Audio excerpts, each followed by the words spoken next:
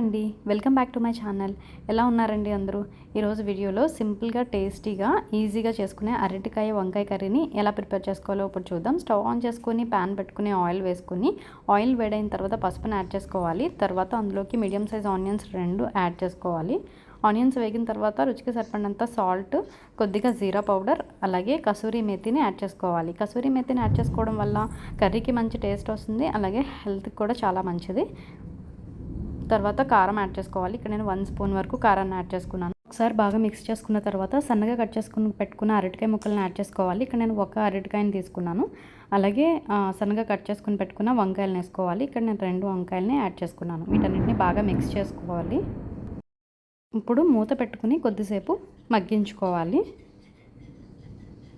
తర్వాత half glass వరకు వాటర్ని యాడ్ చేసుకుని బాగా మిక్స్ చేసుకుని మూత పెట్టుకుని ఉడికించుకోవాలి.